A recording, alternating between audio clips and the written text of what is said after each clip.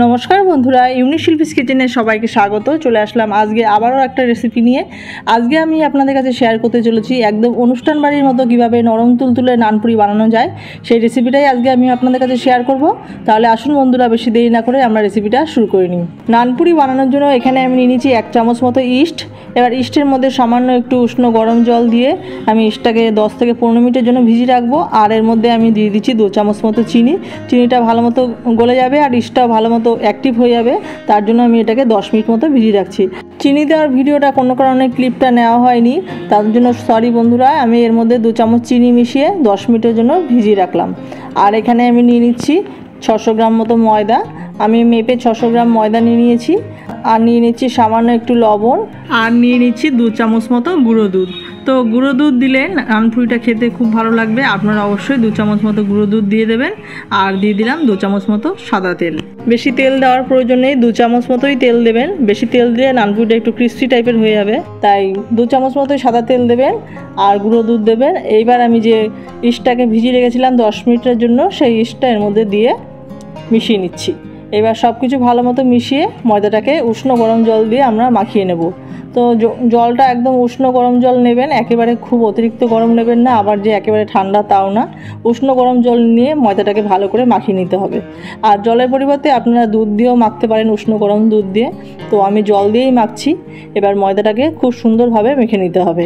তো ময়দাটা যত ভালো করে মাখবেন নানপুরিটা তত নরম হবে, খেতে ভালো লাগবে। আর ময়দাটা একটু নরম করেই মাখতে হবে। নর্মাল যে আমরা পরোটা করি তার থেকে একটু নরম করে ময়দাটাকে মেখে নেবেন। খুব সুন্দর করে ময়দাটাকে ভালো করে চেপে চেপে মেখে নেবেন। তো দেখুন বন্ধুরা, খুব সুন্দরভাবে ময়দাটাকে আমি চেপে চেপে মেখে নিচ্ছি। যত সুন্দরভাবে ময়দা মাখা হবে নানপুরি কিন্তু তত সফট হবে এবং খেতে ভালো হবে। তো দেখুন আমি কতটা নরম করে ময়দাটা মেখেছি।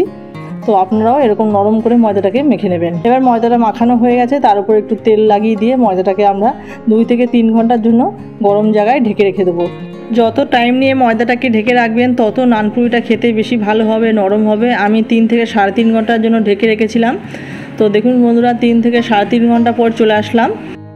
তো খুলে দেখছি ময়দাটা দেখুন ফুলে কতটা বেশি হয়ে গেছে। এবার ময়দাটাকে নিয়ে আবারও একটুখানি মাখিয়ে নেব। তো যদি হাতে লেগে যায় তাহলে একটু হাতে তেল মাখিয়ে নিয়ে তারপর ময়দাটাকে আবারও একটুখানি সুন্দরভাবে মেখে নেবেন। আমি আবারও একটু চেপে চেপে ময়দাটাকে সুন্দরভাবে মাখিয়ে নিচ্ছি। তো দেখুন বন্ধুরা, ময়দাটা সুন্দরভাবে মাখিয়ে নেওয়া হয়ে গেছে। এইবার আমি গোল গোল করে লেচি কেটে নেব। তো একটু বড় বড় সাইজের করেই লেচিটা কেটে নিতে হবে। নর্মাল যে আমরা লুচি বা পরোটা করি তার থেকে একটু বড়ই করতে হবে, কারণ বিয়েবাড়ির নানপুরি একটু মোটা মোটা টাইপেরই হয়। তো দেখুন বন্ধুরা, আমি একটু বড় বড় করে নিয়ে লেচি কেটে নিচ্ছি। তো এইভাবে এক এক করে সবকটি লেচি আমি কেটে নিচ্ছি। তো বন্ধুরা, আপনারা যদি নানপুরি ইস্ট দিয়ে খেতে অপছন্দ করেন তাহলে 600 গ্রাম ময়দার জন্য 200 গ্রাম টক দই আর 1 চামচ বেকিং পাউডার আর সামান্য একটু বেকিং সোডা দিয়েও ময়দাটাকে মাখতে পারেন একই প্রসেসে। যদি ইস্ট না দেন তাহলে টক দই, বেকিং পাউডার আর বেকিং সোডা দিয়ে ময়দাটাকে ভালো করে মেখে নেবেন। তবে টক দই, বেকিং পাউডার আর বেকিং সোডার থেকে ইস্ট দিয়েই বেশি ভালো হয় নানপুরি। অনুষ্ঠান বাড়িতে ইস্ট দিয়ে নানপুরিটা বানায়। তো দেখুন বন্ধুরা, কথা বলতে বলতে সবকটি লেচি আমার কেটে নেওয়া হয়ে গেছে। এইবার এগুলোকে বেলে নেবার পালা। তো সবকটি লেচি কেটে নিয়েছি। এইবার বেলনির মধ্যে একটু তেল মাখিয়ে নিচ্ছি। তারপরে একটা একটা করে লেচি নিয়ে ভালো করে বেলে নেব। তো দেখুন বন্ধুরা, লেচিটাকে আমরা একটু বেলনির উপরে ভালো করে গোল করে নিলাম। তারপরে একটু তেল লাগিয়ে নিয়ে দুপাশ দিয়ে তারপরে আস্তে আস্তে করে বেলে নেব। তো লেচিটাকে আমরা কিন্তু খুব বেশি পাতলা করে বেলবো না, কারণ নানপুরি কিন্তু একটু মোটা টাইপেরই হয়। তো দেখুন বন্ধুরা, সুন্দরভাবে আমরা লেচিটাকে বেলে নিয়েছি। এইরকম মোটা করে আমি নানপুরি লেচিটাকে বেলে নিয়েছি। তো একটা লিচি আমার বেলে নেওয়া হয়ে গেল। এইভাবে আমি আরেকটা লিচি আপনাদের বেলে দেখাচ্ছি। তো একইভাবে আমরা একটু হাতের সাহায্যে গোল করে নিলাম, তারপর একটু তেল লাগিয়ে নিয়ে দুপাশ দিয়ে সুন্দরভাবে বেলে নেব।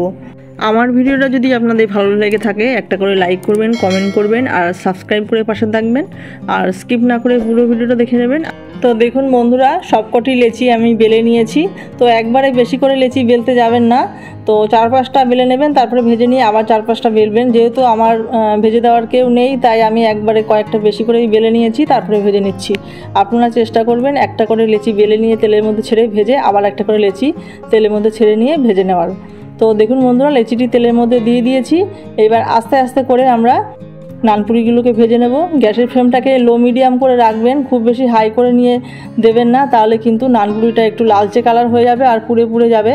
তো যেহেতু মোটা নানপুরি আর নানপুরির কালার একটু সাদা সাদা ভাবের হয়, তাই কিন্তু গ্যাসের ফ্লেমটা লো মিডিয়াম করে নিয়ে আস্তে আস্তে করে নানপুরিটাকে চেপে চেপে ভেজে নেবেন একটু সময় নিয়ে।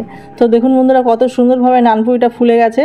তো একটি নানপুরি আমার ভেজে নেওয়া হয়ে গেছে, এবার আরেকটি নানপুরি আমি দিয়ে দিলাম। তো এইভাবে সবকটি নানপুরি আমি ভেজে নেব।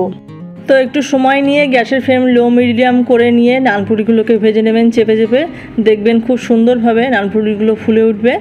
তো দেখুন বন্ধুরা আমি নানপুরিগুলোকে খুব সুন্দরভাবে ভেজে নিচ্ছি এবং নানপুরিগুলো খুব সুন্দরভাবে ফুলেও উঠছে।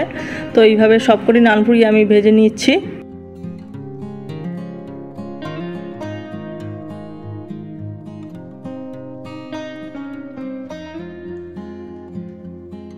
তো দেখুন কত সুন্দরভাবে নানপুরিটা ফুলে উঠলো, আস্তে আস্তে চেপে চেপে ভেজে নিয়েছি। তো এইভাবে এক এক করে সবকটি নানপুরি আমি ভেজে নিয়েছি। তাহলে দেখলেন তো বন্ধুরা কত সুন্দরভাবে আমি নানপুরিগুলোকে ভেজে নিয়েছি। আপনারাও একবার এইভাবে বাড়িতে খাবেন, খেতে অসাধারণ হয়। গরম গরম ছোলার ডাল বা চানা মশলার সাথে পরিবেশন করবেন লোভনীয় স্বাদে নরম তুলতুলে নানপুরি রেসিপি।